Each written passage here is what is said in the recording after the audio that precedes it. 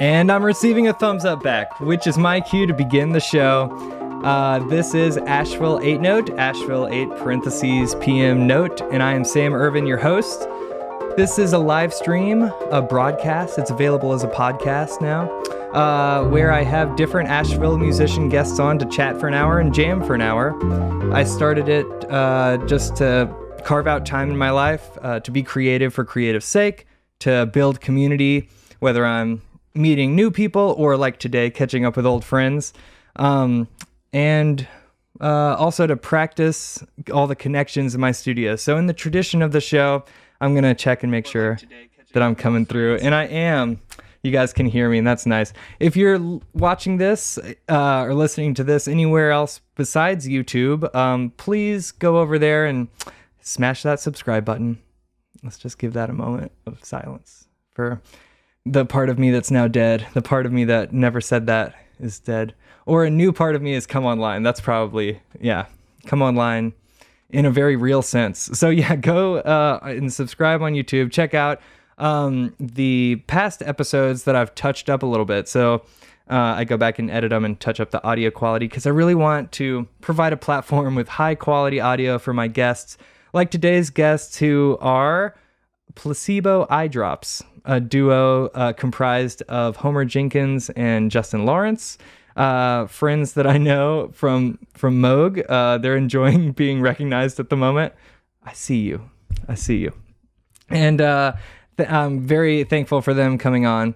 I say some things at the beginning of the show. TJ and Rosser, who we all know, we're all acquaintances, friends. Getting heavy I swear I'm getting nods over there, everybody. From Moog. Yes, our days at Moog Music. And so another Moog episode today. After we chat for an hour, we will be playing music. Justin's going to run his violin through some sinister effects. And Homer brought his drum machine with more sinister effects, and I'm going to play the matriarch and some other Moog synthesizers through some sinister effects. I don't know where I'm getting that. The effects aren't evil intrinsically, but I don't know. Are you guys feeling evil beats tonight, or do you think we'll play tame, boring stuff? Sinister beats tonight. Good. All right. Good. I'm glad because that's what I was hoping you'd say. All right, I'm starting to drag. What else? Today is June 28th. It was pretty sunny today. I think that's all the preamble at the top of the show. Oh yeah, check out the Patreon. I have set up a Patreon to help support this show, support me doing this show, all the mixing and editing and stuff like that. So please go over to Irvin Music Studios Patreon. Just set that up. Check that out. I don't know what the extras are right now, but there will be maybe some outtakes. Maybe I'll have you guys stick around and we'll record some purposeful outtakes. Is that possible? I'll mispronounce some things and then you guys can go up. All right. Well, speaking of you guys, why don't you come on down and as you do, I'll say, up.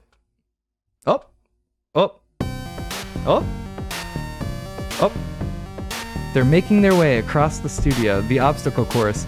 So far, no guests have tripped over the nearly infinite amount of cables. Oh, we've got some balancing happening. All right, and as they're coming on, I'm also going to open up the chat box, which I had forgotten to do. So if you wanted to chime in on our conversation, say hey, let us know that you're out there watching. You can, put a little comment in there on, wherever you happen to be watching, and we'll see it. And if we're not too distracted from our very interesting conversation, we will respond to it. I'm also going to open up another application that I forgot to open, which is in control of all the different camera angles and changes them automatically. And so I'm going to do that very quickly before I turn and greet my guests. So in 3, 2, 1. Hello, guest. Thank you so much for coming on. Hi. Hi, Sam. How are you? Oh, I'm good. Thank you for asking. Yeah, ups and downs. Life is full of them. Mm-hmm. But I think since you guys are here sitting next to me, it's a solid up.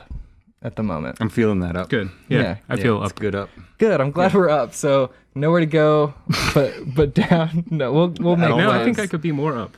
Okay. Right. Yeah. We're at maybe out of 10. Where are you feeling?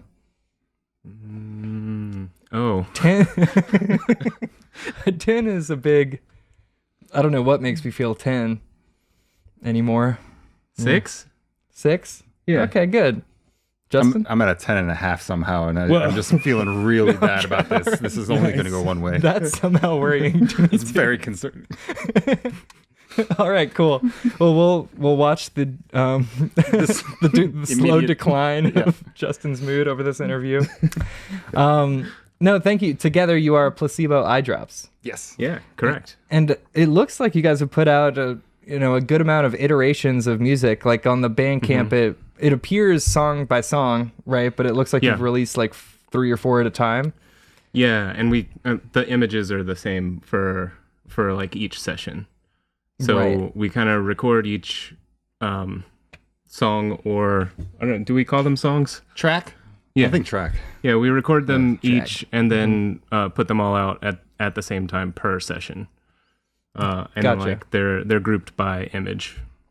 Yeah, it's a nifty little bottle. It's on the flyer for this episode with a question mark. Like, what's in that? What's in that? But we know what's in it, though. You know what's not in It's it? a placebo. It's not eye drops. Yeah. Whatever it is, it's not that.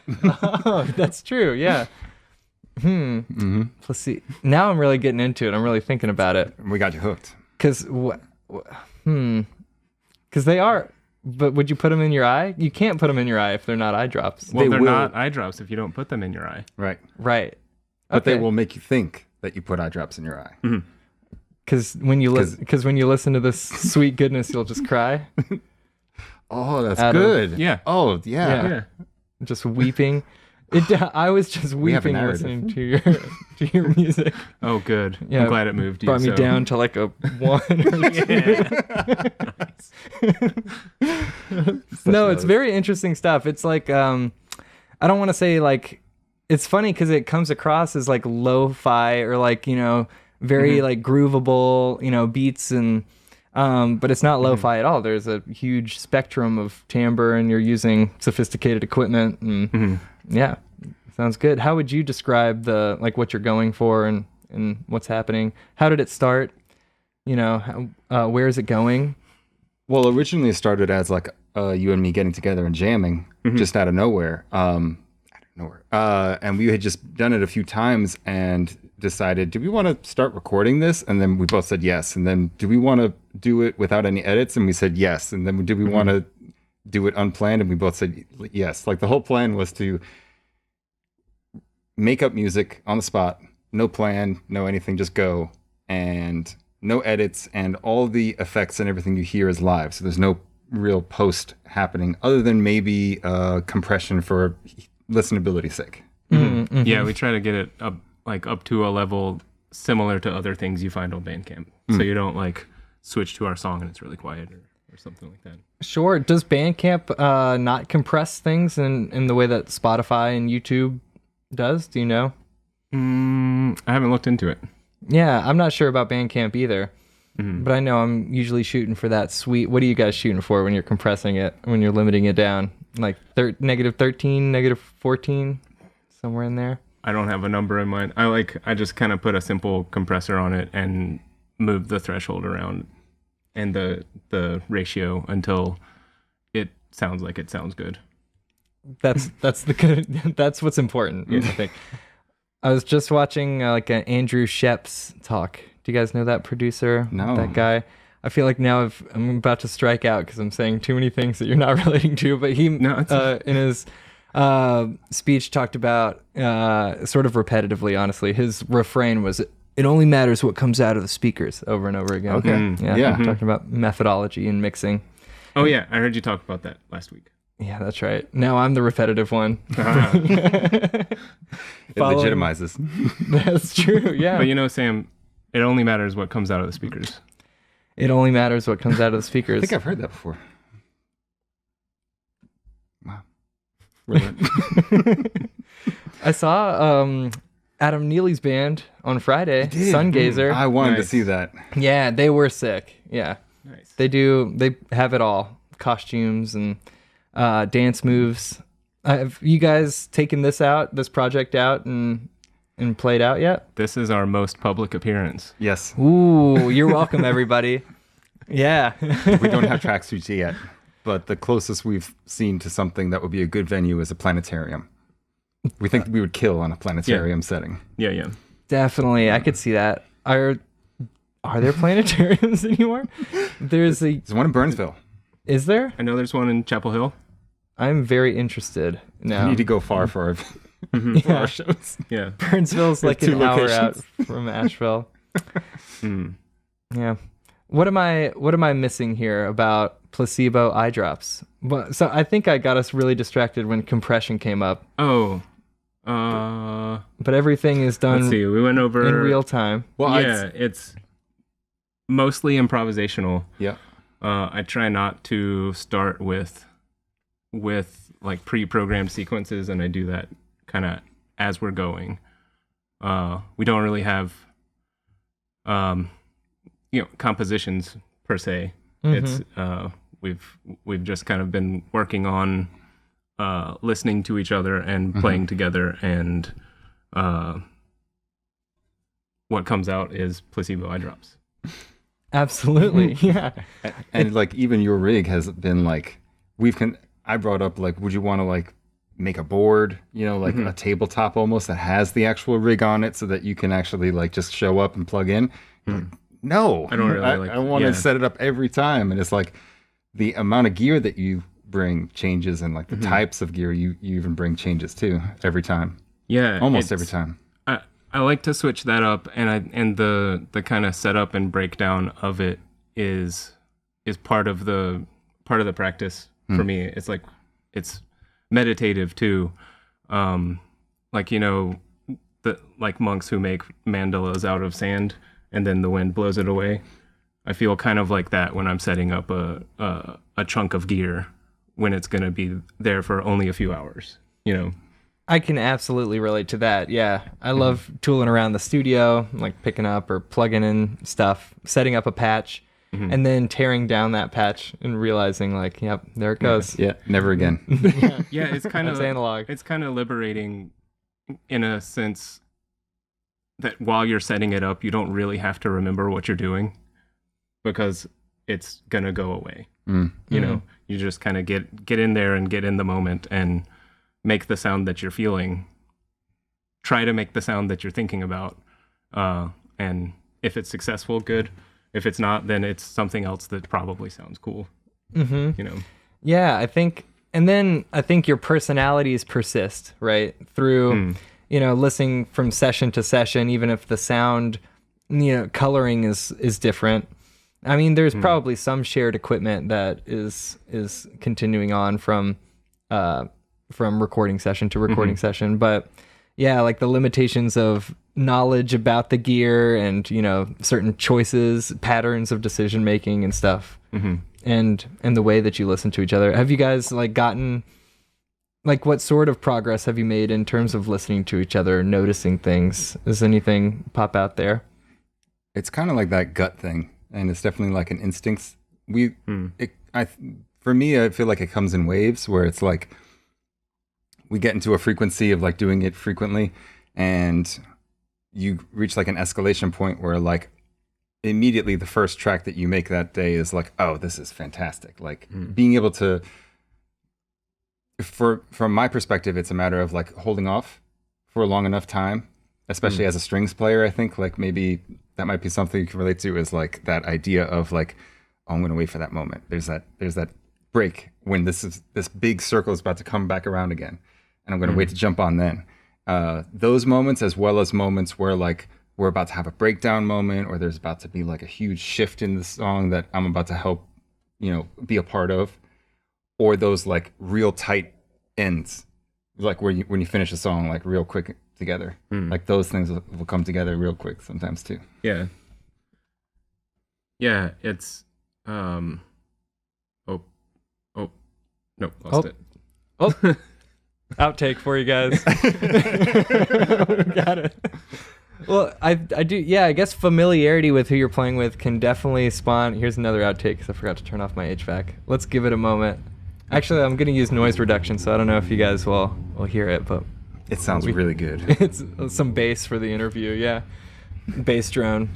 Whoops. The window's also open over there, so if you guys hear like some birds or a lawnmower. Oh, nice. I really, really brought the natural sound, which reminds me that I was going to ask, have you ever thought about recording the setup of all the patches? Just like clink, clink, clink, clink, clink, and click. Oh, clink. recording the sounds. Yeah. That's interesting. Like a little microphone. No. Of some audio We should. verite. Yeah, if Yeah. we like sampled that and then turn that into the song Yeah. and cut it up. Yeah, yeah. Yeah. Mm. We got a whole new I like that idea. direction. But I'm not a creative partner. I don't know. I Sam, don't- you're that sounding one- pretty that one's eyedropsy for right free. now. That one's for free. But familiarity with each other can breed confidence, I guess. Yeah. Mhm. Yeah, for sure. And sometimes it does take confidence to even wait and do nothing, you know. Yeah, it was the patience. That's the thought that I lost, and now I have it again. Hey, nice. The, Maybe I am in the... It feels like a practice in patience that at least I have gotten better at. In being comfortable with sitting in whatever rhythm or non-rhythm or soundscape that's happening, and letting it happen, and not feeling antsy about changing it too much. Change is good, and change is something that's desirable in music and necessary, I think. But I can be too intent on making change sometimes, and being patient about when to make those changes is something I try to think about when we're doing Placebo Eyedrops. And you can see that sometimes in like the track lengths, that they're upwards 20 minutes, you know. Yeah. Yeah, and I think that's nice, because this sort of music, like, what's your ideal listener doing when they listen to this music? That's a great question. Like like reclining and paying close attention to it? Like, and with a crackling think- fire in front of them? I kind of picture them also doing something else, Same. you know, like chores around the house, or maybe exercising, or Oh, that music exercising, sketching. I could see that. Sketching, or like making some visual art. Oh, that'd be good. Yeah, Yeah. Clear some your other mind. creative activity, gardening or something. Yeah, but I don't particularly see the listener giving their full attention to it. Mm-hmm. You know. Yeah. Personally, I feel like, from my perspective, some of the stuff that I'm most proud of doing is like similar to what you mentioned about patience, in the aspect of like, the less I can think, the less fidgety. Like the less I can fidget in the middle of a song, the more I can participate without moving the needle and changing the direction, and just follow whatever is already happening. So like maybe as the listener similarly is like looking for something that is that kind of creativity but without precision, that kind of like analytical, you know, mindset. Something that doesn't have a clear cut good or bad. It's just like, this felt right. Yeah, it's very naturalistic, organic, right? And you're taking these, you know, and we all worked at Moog, and I think it's funny, like you're, people who play acoustic instruments, like a violin or whatever, you work so hard on getting so technical to make it like almost as robotic as possible. Yes. But then if you're playing technology, you almost want to make it as loose and organic sounding as possible. There's Yeah. like cool push and pull there, or like a drum machine, right? Trying to create off-kilter rhythms or accents that are making it sound sort of more natural. Yeah. Yeah. But yeah, and I think if this music is atmospheric or like, I don't want to use the word ambient. Sometimes it is. It has it goes into ambient. Then yeah, that patience I think is really appropriate, which is, I think, good for art, for right, to achieve that appropriateness. Speaking of art, let's take a technical moment real quick, because I noticed that this camera angle needs to get Justin in it. So will you turn that a little bit, Justin? And also, I'm going to remind you guys to talk like closer to the mic a little bit, so we capture this sultral. Yeah. Yeah. And you got a nice casual. About there? How's that? That's probably good. I think it'll eventually come back around. And thank you. Thank you. I'm feeling good. Excellent. So the other thing I picture our listeners doing while the music is playing is putting eye drops in. Just a lot of eye drops. It does feel super good to put in eye drops. Yeah. But then that goes away very quickly. Right. Like when you put them in one eye, relief, it feels great. Then you go put them in the other eye, relief feels great. But then already the other eye feels dry. Do you guys experience that? Are you sure your eye drops aren't placebos? I'm not. Maybe I'm putting puffs of air into my eye. Did you guys get that sting at first? And kind of like a head rush maybe even sometimes?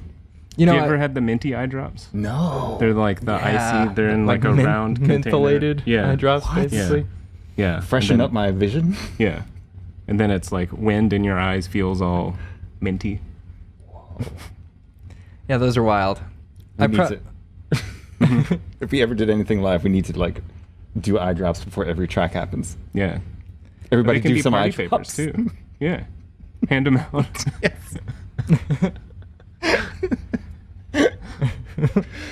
This is a whole new merch direction that Chuck we them didn't into the think. crowd. Yeah. Yeah, print a little question mark on some eye drop bottles and hand those out.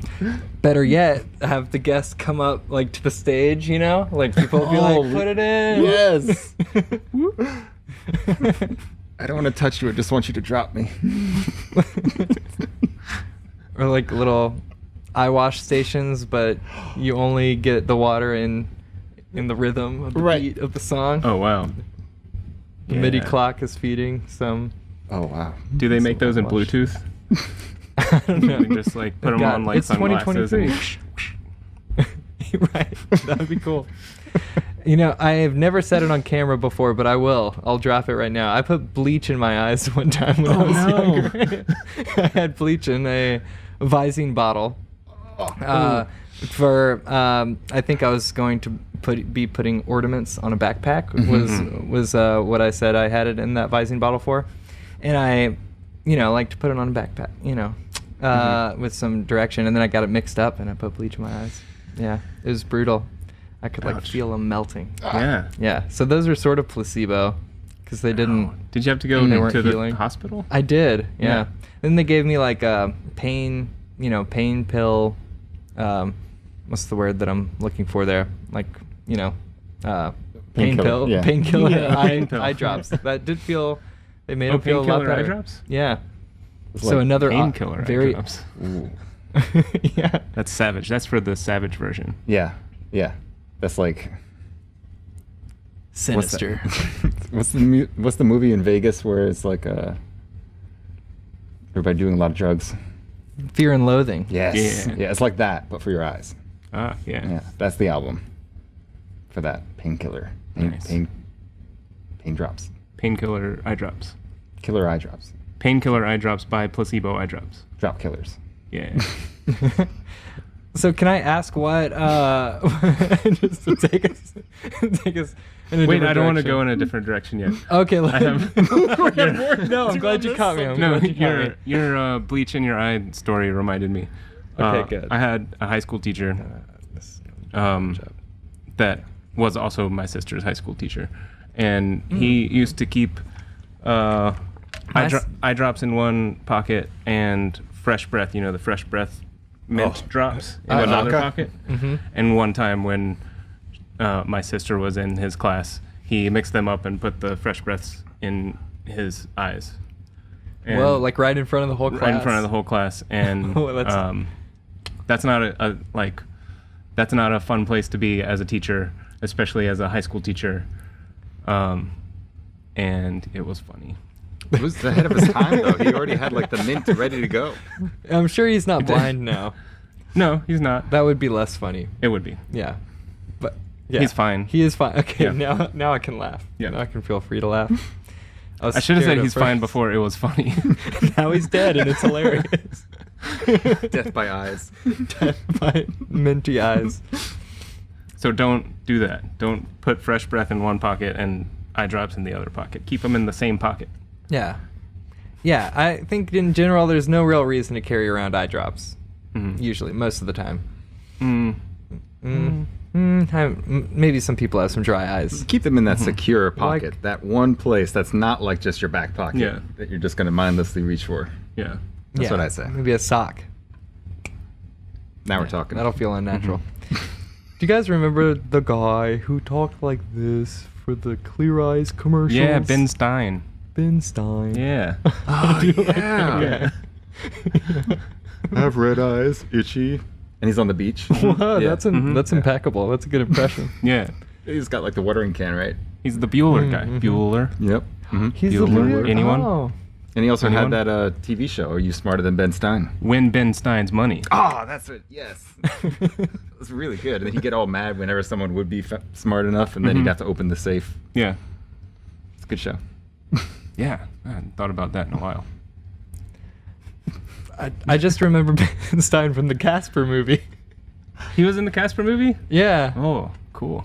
I hadn't seen the Casper movie. Yeah, me neither. We need to go watch this now. Oh yeah. It's a Ooh. 90s treasure. I remember the... Friendly Ghost. We got a placebo Yeah. party. This is the live action one, right? Right. Yeah. Except for Casper. Yeah, and his uncles. Right. Yeah, Yeah. the The three- Stinky and the larger one, and the what was the other one? Scaredy? Scaredy Cat? No, they're all mean, so I don't think the third one was scared. They don't have like a neutral one that's just in the wrong crowd. Stretch. Oh. Stretch. Yeah. Oh, the long one. Yeah, sort The of. long ghost. Stretched out ghost. Yeah. Yeah. Yeah. Hmm. Do you want to change directions now, or do you want to continue down this road? Yeah, let's change. Okay, good. And that's how improv works, you know. Improv music is the improv comedy of music. Yeah. Would you agree? I would. I Timing. would. It's exactly as funny. Yeah. Yeah. You really got to listen in improv comedy and in improv music. I think that people often underestimate how important listening is when you're playing with other people. Yeah. It's almost like you just magically start to play more effectively when you're actually using your ears. I spent a drum lesson today teaching like a young girl to simply clap to a beat, and we were trying to clap to a metronome for a long time, and she could get like 3 claps, and then her ability to listen just hasn't developed, you know, that attention span or whatever that is. It's like somebody not being able to sing on the same pitch. Yeah. And I spent a very long time clapping to a metronome and trying to think about how to get somebody to listen to a thing, you know? Because it's almost so distracting to try to execute, you know, whatever, a beat. Yeah. Keep something steady. And then when you reach a certain level of musicianship, I think what I was saying happens, where like when you are listening, the action improves automatically because you've built up like those instincts and that familiarity with like your own body and awareness and you don't creativity. have to pay as much attention to the actual acts of playing your instrument because it feels so natural that it's the thing that you get to free up the attention for listening and making decisions. Yes, yeah, definitely. And it's almost like a I feel like a balancing act of like of that, because it's almost sort of like the I'm gonna say it, the flow state, right, where you're no longer paying attention at all, right? Your attention sort of ego death like evaporates. Yeah. And if you're able to you don't want to do that all the way, because then you're like out in outer space and your partner's like, what's happening right now? You miss the big circle or the big turnaround, or you're not as synced up, perhaps. These are some dangers. I'm just waxing poetically about improv. But I'm going to formulate a question at the end of it. Oh, there we go, as a host. Yeah. All right. It's coming, so I just wanted to plant that seed, because now my challenge is to get there. So I'm ready. All right, good. Yeah, give me a few more seconds to figure this out. So Cheat off your answer. So when you're it's you're sort of spinning plates, and sometimes your playing can improve in that flow state, maybe on a temporary basis, right? You're spinning this plate over here to make sure that you're executing everything in a technically sufficient way, and that you're being aware, even if it's like a drum machine, of levels and stuff that you're not. Maybe that's it. Maybe that's the question. So what sorts of things are you paying attention to? Like, where does your awareness hop around to and from when you guys are playing in this setup, or in general? Do you guys have other musical projects? Should we talk about those, or should we stick to this one? Whatever you like. Yes, Okay. and. Okay, good. Yeah, let's open it up a little bit to just musicality in general. What are you paying attention to? What do you try not to pay attention to? Ooh. Like how cool you look, or like somebody in the audience is like really giving you a weird look. Leaning to that. You give them weird look Just right get back. right. Give them something to look at. Make eye contact. Make it weirder. I think, as far as what not to listen to, is like the original, the recording, or like if you're playing someone else's song, trying to distance yourself from what the original song is going to do, and stay focused on what everybody around you is doing. That's been the latest versions of like epiphany, I guess, of playing around Asheville. Asheville has been amazing for me, of like playing live and really embracing that aspect of listening to other musicians, especially as a fiddle player and coming into bluegrass-ish circles. It's like that's inherent in that culture of like, all right, I'm going to show you the song, or we're going to go around the circle and everybody listen, and then you get around on it, right? And then you pass it along to the next person. There's kind of that inherent version of the bedrock of improvisation. The bedrock of this kind of thing is like that aspect of you're going to verbally pass down rather than written down. Oral. Right. Oral, What is that? the oral tradition. That's it. Yeah. We come from the oral tradition here. And the oral tradition. But I think also like trying not to do anything for doing something's sake, and waiting a little bit for that resonance factor of like hearing something within what someone else is doing, and then keying off of the grand vibe, the grand like this beat is already doing something, or this track is already somewhere, and maybe it's moving in a direction, and either you're going to help it move in that direction, or you're going to give it a hard left turn. But similar to the beginning of the conversation, I think like part of getting better with each other is also learning how far you can go with it, and learning to take those risks. So like you mentioned also like being proficient in setting stuff up. Sometimes in any kind of situation like a synth analog-y thing, sometimes you plug something in and it's just like way out of whack. It's just like beyond, it's way too loud, it's way too far out, it's way past what you thought it was going to be. And sometimes that's been the best moments, where it's like, oh, now we're here. I guess this is the toy I'm playing with today. This is like, how can you work that back into the fold in a way? And like, there's no takebacks. In a way. That's a good attitude, yeah, when it comes to improv, or like making that in real time art. Because that's much better than like thinking it's going to be the big sound, and like nothing happens. Yeah. Oh, I had it on the triangle wave. Yeah.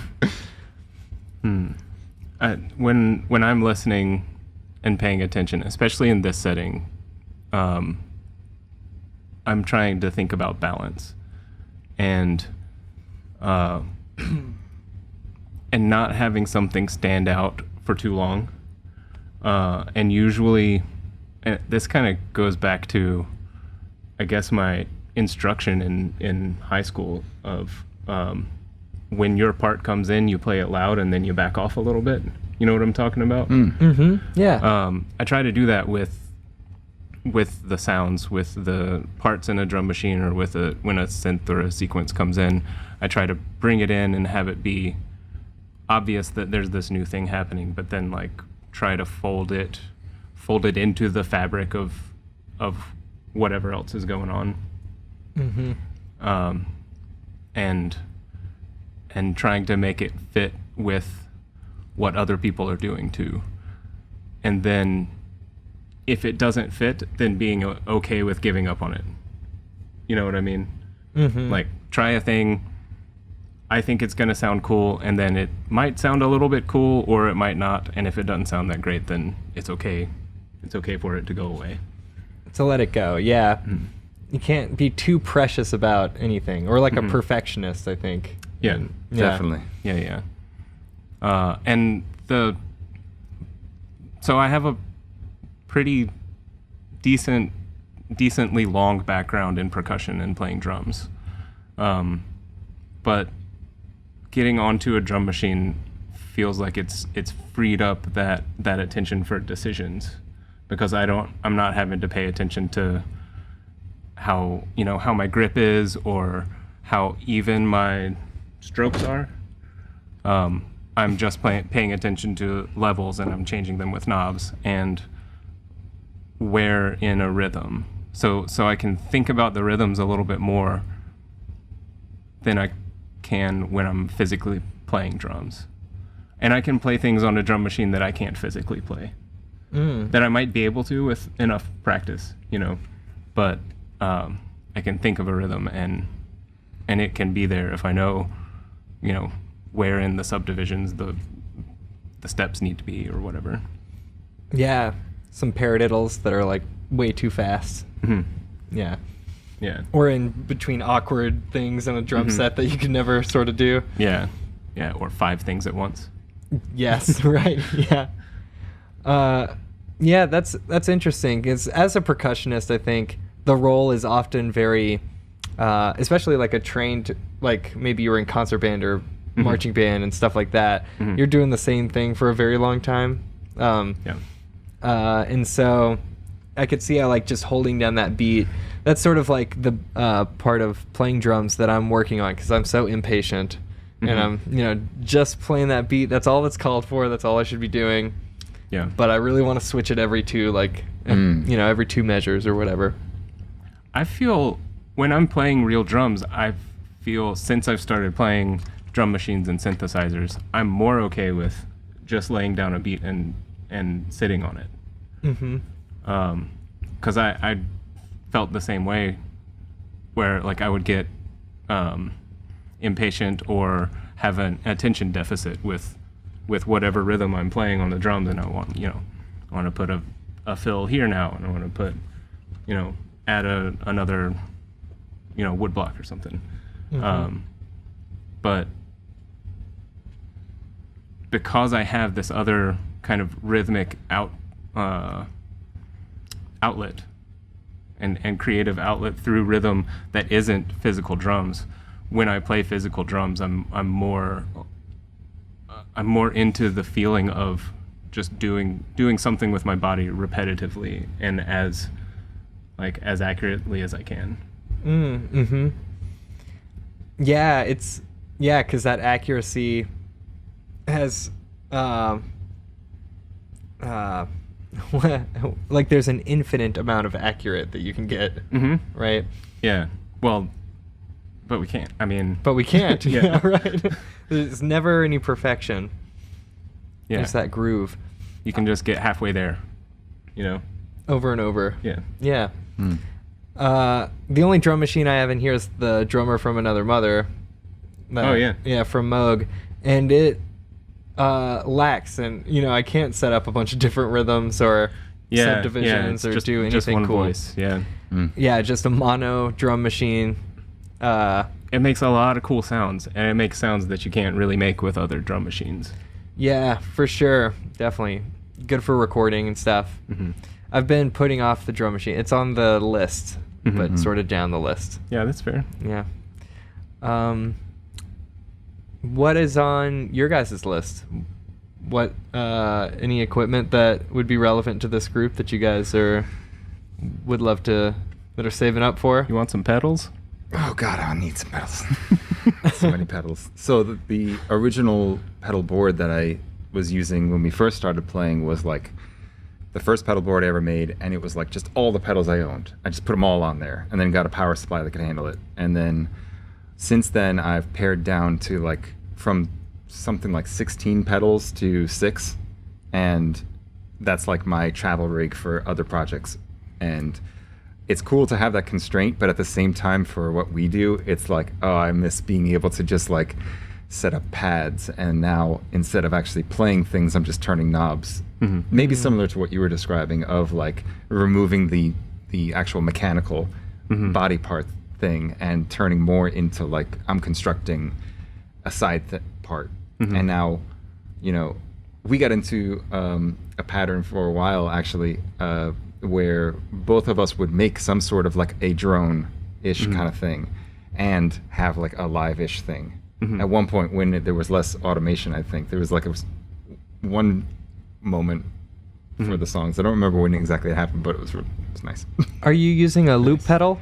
Is that one of the 6? For not here, that would, so it's tough to lock the loop pedal in with the drum machine. I've run into that issue. Finding ways to just have, in this setting, I would just aim for things that don't have to be precise at all, things that are kind of blendy, smeary, kind of muddy in a pleasing way, ideally. Tasty Mud. Taste Mud. Tasty Mud is a great album name. But I guess like the thing on my radar is like remaking a synth modulation voice pedal board to go alongside with it. So, like two of the key components to that was having a signal blender, or like a mixer, basically a tiny version of like something that'll split your signal and let you have send it somewhere else and keep another integral keep the integrity of your signal separate from another voice. Okay, so having something like a Dark Star is a really cool pedal for it, because it's a reverb pedal, but when you turn the reverb all the way up, and you can do it with expression, it just turns into an infinite pad of whatever you just fed it, and you can like pepper the pedal and just keep feeding it more notes. And so it was really cool to just be able to set up like, okay, here's the chord, done, and now that's sustained on the one side, and then like that can get all the effects on it. You can turn that into like a whole bunch of different things. Those are cool. Yeah, was that like a micro looper, or there's a term for that, right? Okay, like yeah. The mood pedal, Right. From Chase Bliss. Yeah, yeah, something like that, where it's like it's not exactly giving you a whole loop. It's just giving you like, I'm listening right now. Yeah. For me, that's been an easier entry point for adding kind of ambience, but the next iteration is already getting planned, and that will have a loop pedal at the very beginning and at the end.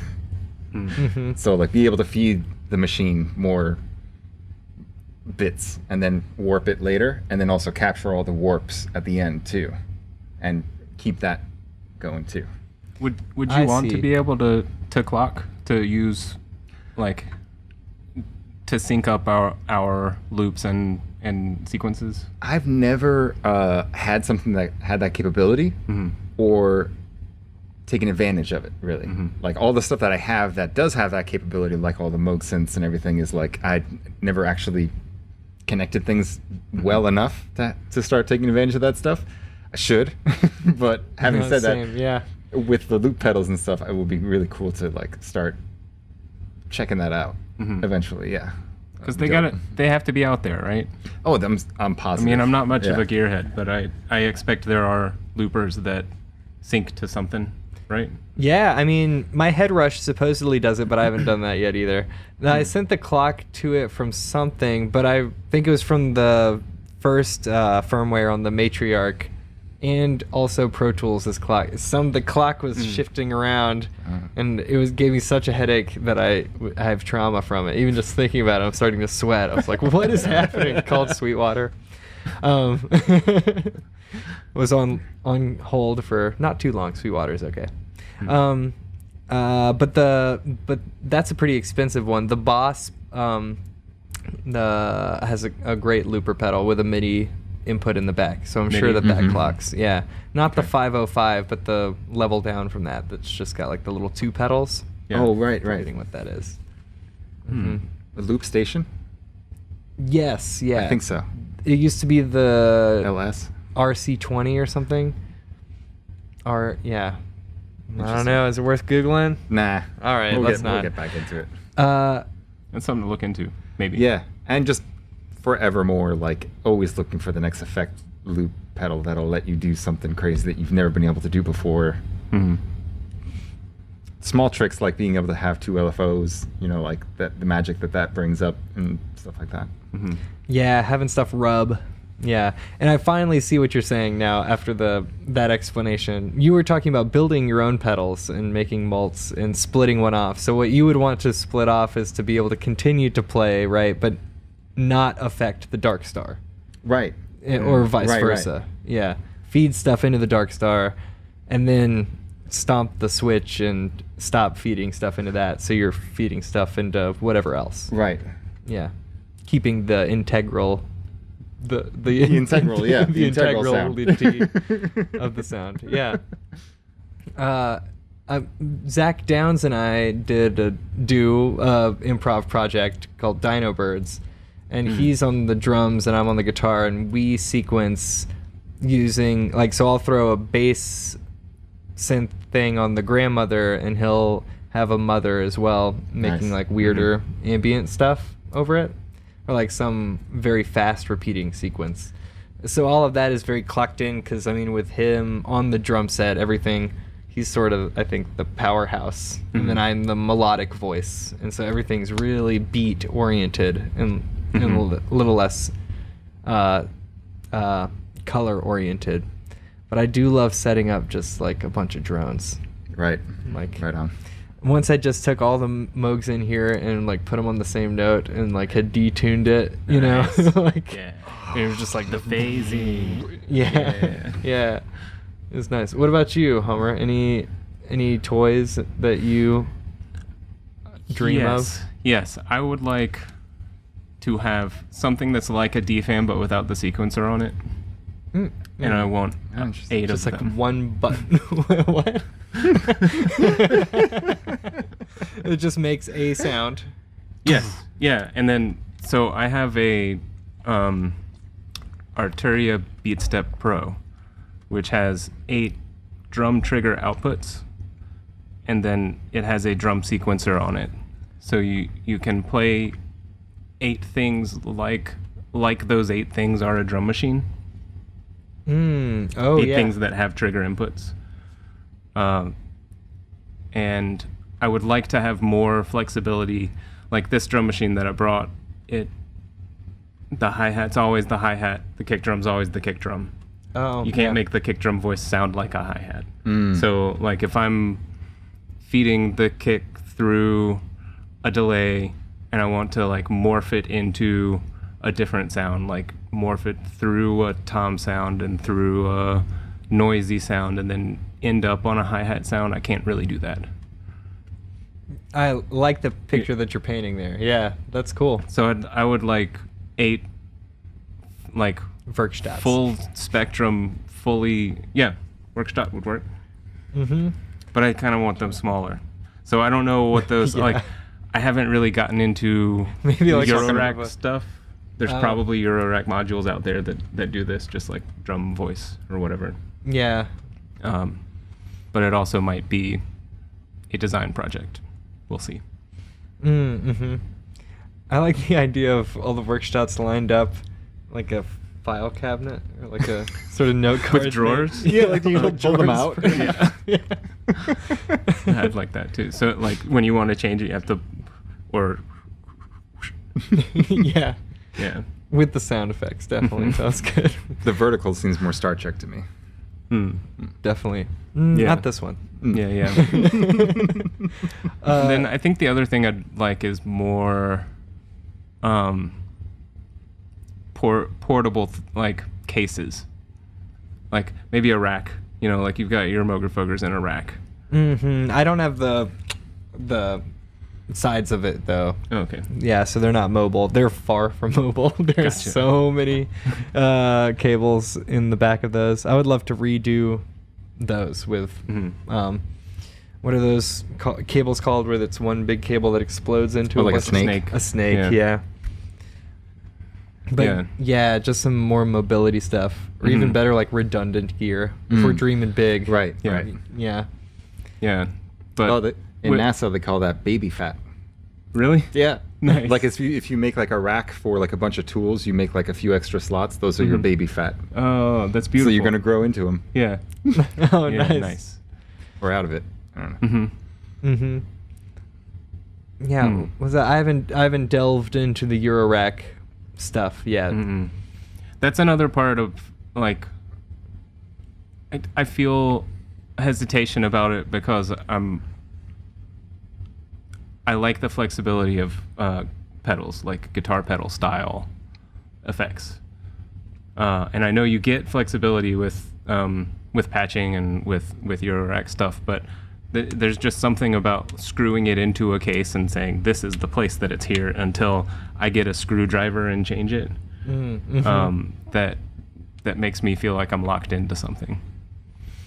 I could see That's that. part of my hesitation with it. The other part is it's very expensive. Yeah, they are tiny. Yeah. So I feel like all the get long enough cables, I guess. But maybe it is like a workflow thing though, because you can conceive of things differently.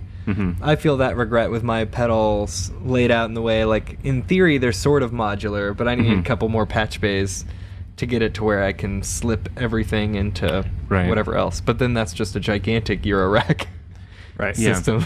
Yeah. But with bigger knobs. Definitely bigger There's the knobs. thing, like some of the Eurorack things that I've used, it's like you can barely put a finger between two knobs, and then you're turning the other knobs. That's you not know? enjoyable. Yeah. And I think, or what we're super biased perhaps, but I think the Moog stuff feels so much more like transparent or like characterless, with a large range of sounds that you can achieve. I mean, the filter is very recognizable. But it goes so far beyond the usable spectrum.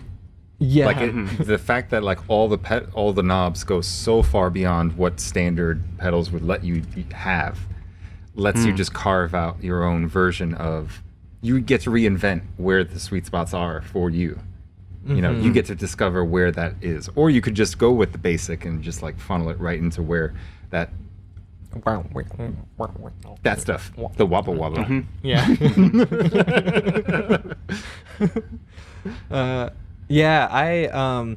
But then that's what worries me about the Eurorack stuff, because I feel like everything's got its own character, Right. Like I designed this, that, or like plugins, software. I feel more comfortable with the stock plugins even because they're so. It just feels like the basic thing. Yeah. Like if I'm using a compression, I have to use my ears and dial it in to whatever I want. Like you were saying, yeah. Boys, we're reaching the end of the hour. Can you believe it? Whoa, that Yeah. went fast. I know. I didn't ask you about other projects or your dreams and goals, and like what you're like. Were you held enough as babies? We'll never know. I don't remember that part. Being held? I don't remember babyhood. I don't remember a whole lot. I'm pretty sure I was held. You seem like somebody who was held a lot when you were a baby. Yeah, you seem like supported. You do my too. My best picture of myself that I like is me as baby wearing like suspenders that are like dazzled and being held by my mother, and I'm just got my tongue out right at the camera. It's just like You nailed it, kid. Nice. I've never been that confident since. Yeah, how do we find that confidence? Well, maybe we're gonna metaphorically hold each other here in a bit with our musical awareness, listening skills. There we go. We're gonna hold each other's musical contributions and our consciousnesses. Yeah. Yeah, and I'm very much looking forward to that. So in other words, we're going to take a quick break, and we're going to be right back. Thank you so much, Homer Jenkins, Justin Lawrence, for joining me. You guys are Placebo Eyedrops. Where can people find you? And do you have anything else to plug? We have our Bandcamp is placeboeyedrops.bandcamp.com. Mm-hmm. Yes. And that has all of our music. I think everything we've recorded. We have 2 sessions that we haven't put up yet. Yeah. And you guys put them up not as EPs, just as individual songs, but in sessions, all at the same time. Yeah. Yeah. Gotcha. You can tell the session because of the picture, like you were saying, is the same on that grouping. And I think the only info we put up on the track is what the date it was recorded. Checks out. Oh, that would have been fun if we actually had a breakdown of the gear that was used in this session versus the next session. Hey, we can start. That'd be fun. Yeah, that'd be cool. Yeah, or simple Polaroid, or a picture of that Polaroid. Ooh, That's a really cool idea. Oh, that could be in the image. Yeah. Look way in the background, like just a speck. Yeah, you gotta enhance a few times to find that. You put it in the eyedrop bottle. A mini Polaroid in the eyedrop bottle. That's spectacular. If you get We it need a on- really big eyedrop bottle. Yeah. It's just a. If you get that on your eye just right, do you think you could see the Polaroid? Every drop has the picture in it. Until the drop hits your eye. Right. Oh, that's the prism right. effect. For a very Split small second. amount. All right. Anything else? Any hanging threads? Any dangling plugs? Any Other projects? Yes, Cartridge Family. That's a video game music band that Rosser mentioned last week. Also. That's right. Yeah. We'll That's- have you guys on soon. I'm excited. Yeah. That's going well, and that is cartridgefamilyvgm.bandcamp.com. Cool. How often are you guys releasing stuff? Not very frequently. I think we have one 4-song demo and one 3-track / 4-song live EP. But really cool stuff that you're doing. All the water music from the from various video games at that last live performance. Yeah. Including the classic Mario 64. Dire Docs. Dire Docs. Thanks for getting me there. All 3 iterations. Yeah. Yeah. Do you guys use ninsheetmusic.com? Yes. Ooh. Yeah, Yes. that is We a love that wonderful resource. resource. Yeah. Yeah. Yeah. So if you don't know about that, Nin, like Nintendo, ninsheetmusic.com has all the Nintendo sheet music. Yeah. Like just fan sourced. And it's Really cool. Sometimes it's not all the way accurate, and sometimes it's not all the parts, but it's a really good jumping off point. You Yeah. know, it gets us started, and we'll look at that music and we'll listen to the original and pick out the parts. Yeah. I got a band called the Silver Doors that I'm in with Alex Cox and some other people you guys probably don't know. And it's super cool. It's rock style stuff. We have 3 singles out on Spotify so far. And we have 5 more we've recorded that are going to come out as an album at some point. And I'm in 2 other bands that you won't be able to find anything about. One's a bluegrass band, the Up other and one's coming. kind of like a folky band. All right, but are you They only guys do- out doing shows or Just playing gigs. Out Yeah. gigging. gigs? Find you guys at a vineyard or something. Yeah, or a if brewery. You find the Big Deal Band. I'm in that. That's the bluegrass stuff, and it's like higher energy. And then I'm also in the Coveralls, which is more like Americana classics. Excellent. Yeah. All right, cool. Do you wear overalls in the coveralls? I should. We did for our cover. Well, not overalls, but coveralls. We all got coveralls and wore them for like a photo shoot. Nice. It's pretty good. We Good. got a Perfect. machine shop, greased ourselves up pretty good. Yeah. It's perfect. oh man. Oh, Schmaltz. Alex. Oh, okay. What? Schmaltz? A Jewish student told me today that schmaltzy means like Yeah. oily or like Yeah. greasy, but I always thought of it as like sweet, and that seems counterindicative to me of like a oily seems savory perhaps. And I always think of schmaltzy as like too overly sweet.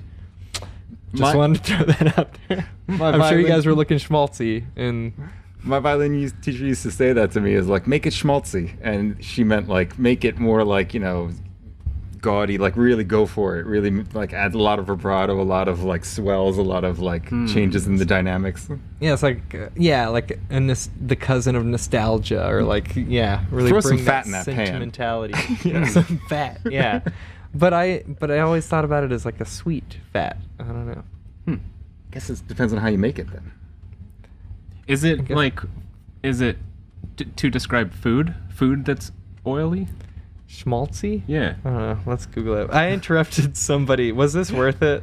Oh, I was gonna say, you mentioned Alex from Silver Doors. He's a guest on one of the sessions that we will be putting up. And he was our first sit-in guest, I believe. Yeah. He had never participated or done it. He just like sat in with us, and it was great. Yeah. That was a fun session too. Yeah, that'll go up soon. That might have been the only time that we've had a third guest. Is it? Yes. Yeah. It's fun. And now, in a few minutes, we will jam. I will join you. I can sit there and stare at you the whole time if you'd rather. No, we've tested this bridge close. once before. It's very sturdy. Yep. Good. Yeah, I definitely don't want to go first. Schmaltzy is excessively sentimental. Oh. And you will get schmaltzy about our music if you tune back in. If you're watching this on Instagram Live, that's not connected to the live stream. You're missing all the fancy camera angles and the better sound quality and stuff like that. So if you do want to continue watching, check out YouTube Live. Irvin Music Studios YouTube. This is Asheville 8 note. Asheville 8 parentheses PM into parentheses note. My name is Sam Irvin, the host. Please smash subscribe on YouTube and check out the Irvin Music Studio Patreon. And myself and Homer Jenkins and Justin Lawrence, Placebo Eyedrops, the two of them. Not trying to weasel my way in. We'll be right back playing some sweet schmaltzy sounds. Go there. But I can't fade out from over here, so we just have to pretend that I did. I can cut to black. So here we go. The big cut to black, but they will still be able to hear us. Just to give you guys a heads up. Cut to black, right? Now. Oh, thank God. My butt hurts so much. Oh, I said they can still hear you.